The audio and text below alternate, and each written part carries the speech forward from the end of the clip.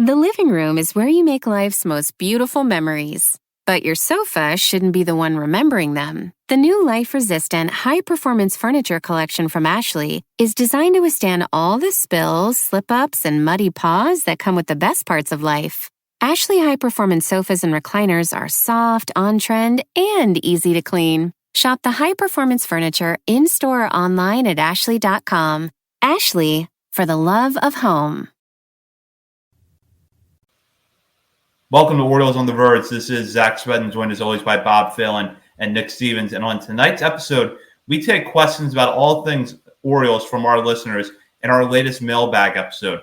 We're going to talk about prospects as well as some possible extensions for the Major League team. But first, Orioles on the Verge is brought to you by BetOnline. BetOnline is your number one source for the NBA Finals and Stanley Cup Finals this season. Every stat, every matchup, and even live odds and spreads while the games are being played. When the game's over, head on over to our online casino and get in on a game of blackjack or poker, or unwind with one of our over 150 slots games. Head to the website today to get in on the action.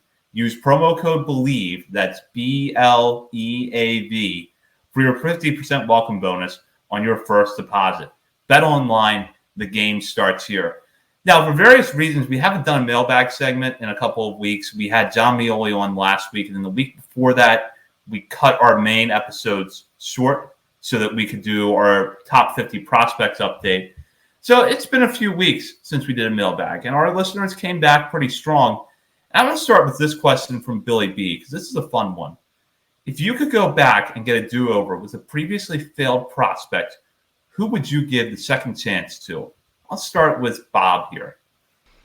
Yeah, that's interesting. If you take this front office's player development and scouting and all that stuff with the former failed prospect, that is very tough. I would say I'm thinking along the lines of a pitcher, because pitcher development was Jake Arrieta. If Jake Arrieta came up through this system now, I think they would have utilized him a much better, got him to be the Cubs Arrieta in Orioles land, Birdland.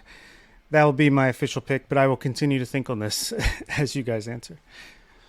This question led me to go back to recent top prospect list for the Orioles, which is a fun exercise to do and think about the good old days when Randolph Gasaway was a top 30 prospect and Irvin Ortega was like a top 20 prospect. Adrian Marie, the names, we go on and on. I have a few in mind, but they're mostly guys just like, I personally just love them. And I kept it more recent. I didn't go back like 15, 20 years. I kept it to like the last 5 to 10 years. And so, a guy like Ofelky Peralta, I would just love to have a redo with him, but I know like he is what he is. He's probably going to flame out again in AA or AAA. But there was a pitcher who I thought I kind of would like to see the Orioles retry with him. Matthias Dietz, a second-round pick out of the JUCO ranks in 2016. This guy was a 6'5", 200-plus pound kid who was one of the top strikeout arms in the country in JUCO. And then he comes out, and I wrote the numbers down here. Pulled it up. This guy's got like a fastball who's in the upper 90s, good slider. A lot of great reports about the fastball coming out of the draft. His first year in Delmarva, he walked 50 guys in 129 innings, struck out 92. The next year, 2018, he split between Delmarva and Frederick.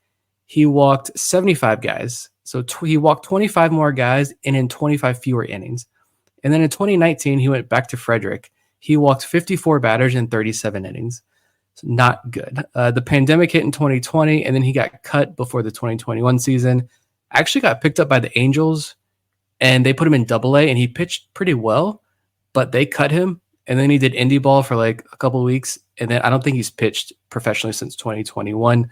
I tried to find out what he was doing, but it's just like a locked Instagram page of him just like holding up a fish, so I don't think he's like playing baseball anymore. I think that describes his life at this point. I would like to see Matthias Dietz go again with the Orioles. 100-plus mile-per-hour fastball, good slider. Would he be the eighth inning guy in Baltimore right now? And another guy I wanted to shout out real quick, Jomar Reyes. Like, I loved watching this guy in Frederick he was there for 4 years, so we got to watch a lot of him in Frederick. And yeah, there was the punching the wall incident. He preferred to punch walls, cement walls, than like hit baseballs. But in 2019, Eric Longenhagen actually said that Reyes wasn't a top prospect anymore, but he had a 70 grade arm at third base, insane raw power, and he was worth one last look because of the Elias regime coming in. Obviously, it didn't work out. He got cut. But this guy was the third-ranked prospect in the Orioles system at one point. It was Hunter Harvey in 2016. It was Hunter Harvey, Dylan Bundy, Jomar Reyes was number 3. That's insane. Ryan Mountcastle was 8, Tanner Scott 11. It's fun. I love going through all of this. But yeah, I would say Matias Dietz and Jomar Reyes as far as like more recent guys go. But shout out to Jomar Reyes, who in researching this question, he's still playing for Evansville in indie ball and having pretty good seasons. So that's pretty cool. Keep the dream alive, man. Glad you're hopefully you're not punching any cement walls and dugouts, but good for Jomar. Yeah, I'll go with Jomar Reyes too. I remember seeing Reyes at Del Marva. I'm trying to remember what year that was, 2012 maybe. And feeling like, all right, just give it a year or two, let the power tick up, and he's going to hit his way to the major leagues. And then he just couldn't get past Frederick. And I do wonder if you put him with this regime, what he would have been able to accomplish. A couple of other guys that came to mind, I really thought Brian Mattis was going to have a better major league career than he did. And you saw flashes of it in his rookie season, but I remember seeing him pitch at Frederick in 2009 and watching this guy with this really good curveball, could put the fastball wherever he wanted, and thinking, all right, this is where the pitching woes of this player development system end. Unfair in hindsight to put that on one guy, but I thought Mattis had a good chance to do it. And although he was able to salvage his career a little bit as a reliever, I think that this regime would have been able to get a better version of Brian Mattis than the previous regime did. And then Parker Bridwell was a guy that I remember having really good stuff coming up through the minor leagues, but you would look at the results year in and year out, and much like Matias Dietz, who Nick just talked about, generally weren't that good. Del Marva, 2012, 114 innings. He walked 63 batters and only struck out 71, but you could tell his stuff was a lot better than that. Unfortunately from him, he went from the Orioles to the Angels. And although he got a taste in the major leagues, the Angels don't really have a great track record of developing pitching. And I kind of wonder, like, if he had been in the system now, what he would have been able to do, because it always just felt like the stuff was better than the results year in and year out for him. That is a good choice. I have an even better choice in my first one. Tall, right-handed pitcher, over-the-top delivery, great velocity, Daniel Cabrera. I feel like he is either Felix Bautista or a great starter in with this player development system we have now. So, yeah, unfortunately, never. I mean, he had some flashes, but never really broke out in a big way, which I always thought he was going to. But I think Mike Elias would like the big right-hander in Daniel Cabrera. I'm over here now going through this list again, and I'm still seeing Jomar Reyes on the 2018 list with Cedric Mullins, Austin Hayes, Mountcastle, Santander. So many names. Adam Hall, Lamar Sparks, Nestor Cortez. Hey, buddy. All right, we can move on before I could spend 2 hours doing this. Let's go to the bird is the word, who says, if you can only sign one of Adley or Gunnar, who would you choose? I feel like this is pretty easy one to answer. I like the way, I think it was Garrett in the Discord said, if you can sign Gunnar, there's no reason you can't sign both. So that seems good to me. But yeah, if following the rules of the question, it's Gunnar, no doubt, of course. I mean, look, we love Adley. Yeah, would love to lock him up as well. And I wouldn't be mad if it was Adley instead of Gunnar. Well, I kind of would, but just sign one at least. But Gunnar is 22 years old, already an MVP candidate. Looks like a potential Gold Glover at shortstop, if not now, at some point soon. Yeah, I'll take that for the next 10, 15 years. No doubt about it. Yeah, it's Gunnar, just for all the reasons that Bob mentioned. And then if you compare him to Adley, the thing that Gunnar, the two things that Gunnar has going for him are one, his age, and two, that he plays a less risky position. And although Joe Mauer is going into the Hall of Fame, his contract extension with the Twins is kind of the cautionary tale of what can happen for catchers. I don't know that would necessarily happen with Adley because Mauer was really tied specifically to injury more than what people realized at the time. But you do have that risk that you could give Adley a 10-year contract and maybe only half of that he's behind the plate. But they're sign them both. Just sign them both. But yeah, if I can only have one, I'm taking Gunnar. Yeah. Now's the time to save 30% on wedding jewelry, only on BlueNile.com. Make sure your wedding ring is the one with your pick of diamond and lab-grown diamond bands, all hand-finished and graded for excellence. Or surprise her with something blue she'll love for life, like a stunning pair of sapphire earrings. Blue Nile's jewelry experts are available 24/7 to help, from fit questions to style advice. Right now, get up to 30% off at BlueNile.com. BlueNile.com.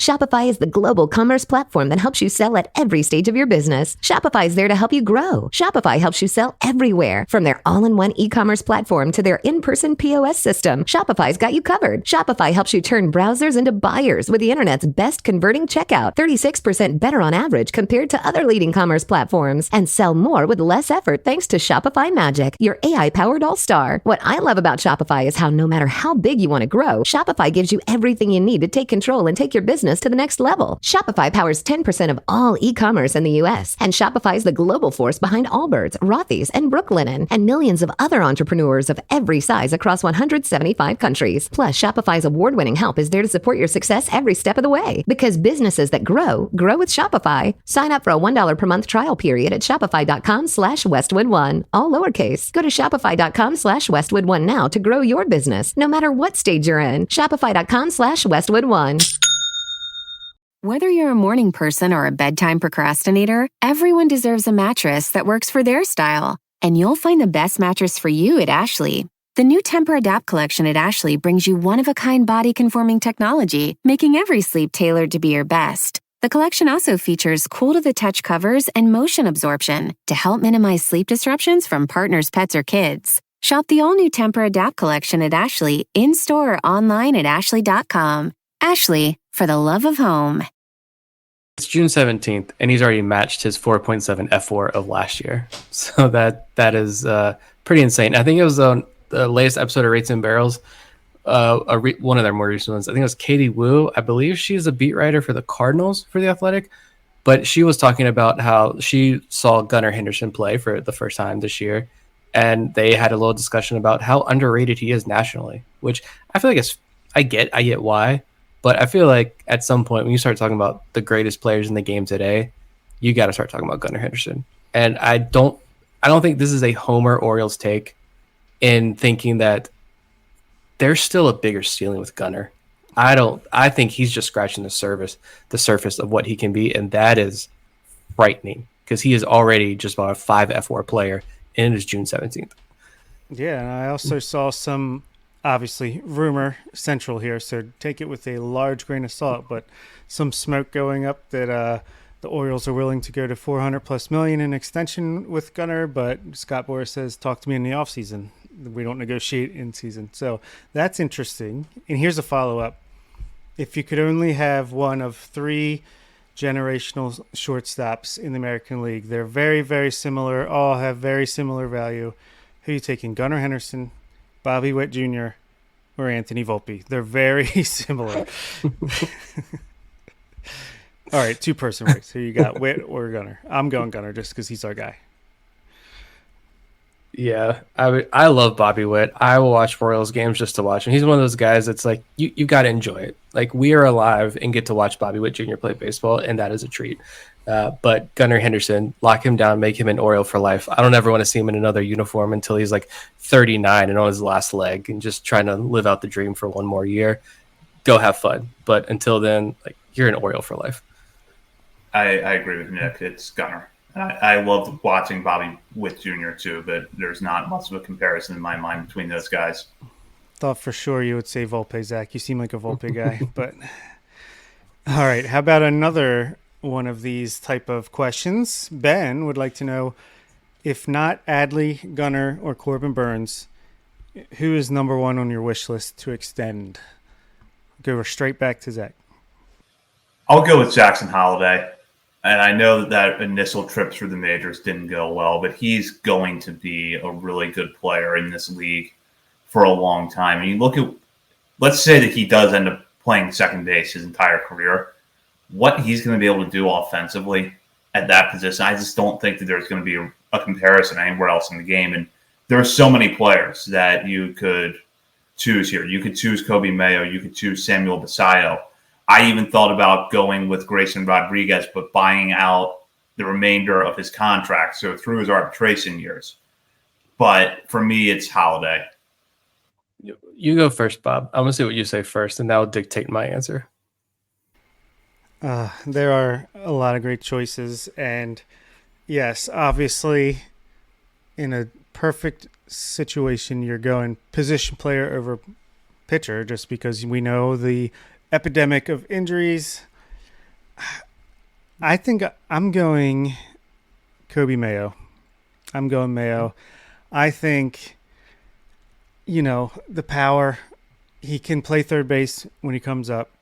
He can transfer over to first base at some point, right field, DH. It don't matter. That power bat is going to play for the next 10, 15 years.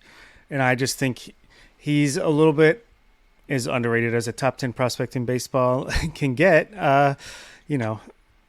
He's a cornerstone on the likes of Gunnar and Adley for me. So make it three of them. Holiday, obviously, and yeah, Basayo on a Jackson Chorio type contract. That would have been my second choice. But give me that. And Holiday can just play it out, and he's probably not going to resign. So if I had to choose between Holiday and Mayo on an extension, give me Mayo.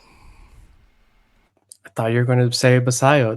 I agree. I like the Basayo answer. Give me the Basayo. I hate to say it because it sounds kind of screwed up, but this is the business part of it. Like, Basayo isn't going to take an enormous type contract. You can lock down what is potentially a generational type player for much less than probably what he deserves.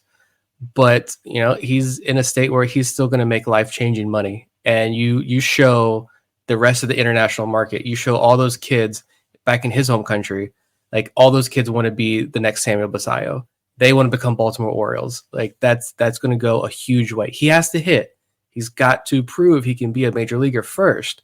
But I just think the impact that Basayo is going to have on this organization could extend for years and years and years, even when he's not playing. I love it. My other answer is going to be Santander. I want to see Santander in an Orioles uniform for a few more years, to be honest. But long term, yeah, give me that Basayo contract. If you firmly believe that he's going to be a stud for you, which I feel like the Orioles do, let's go. Let's lock him down. Yeah, I was very, very torn between the two of those. So yeah, great choice.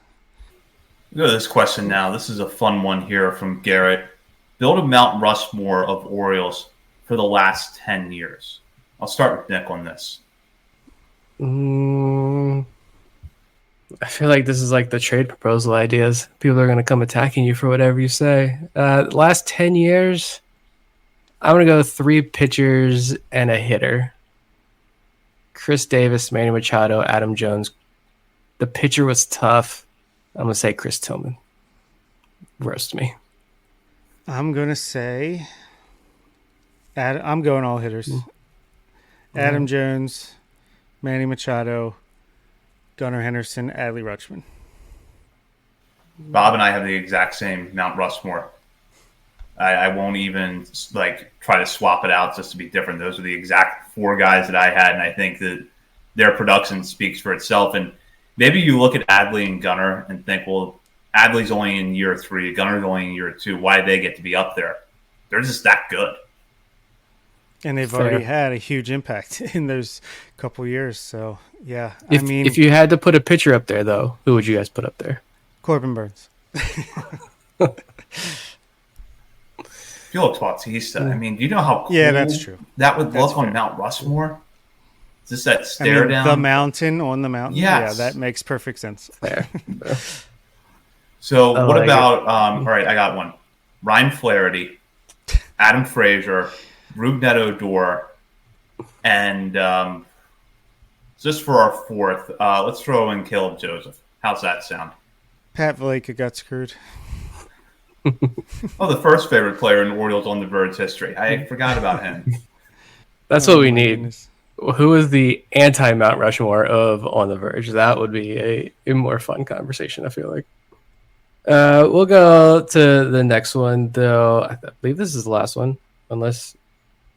Sorry, reading the comment there. No, thanks. Ben H. says, if you can only keep two, who are you keeping? Kobe Mayo, Samuel Basayo, Jackson Holiday, Heston Kjerstad. You only get to pick two. Which two? Just rip my heart out, why don't you? I mean, sorry, Heston Kjerstad, but you're the easy choice to leave off, even though you are a top 50 prospect and an outstanding hitter. My heart says Mayo and Basayo is who I would keep. My head says Basayo and Holiday.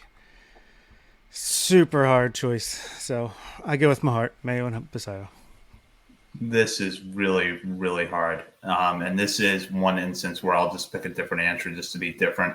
Jackson Holiday, and I'll go with Kobe Mayo because Mayo's skill set is something the Orioles absolutely need.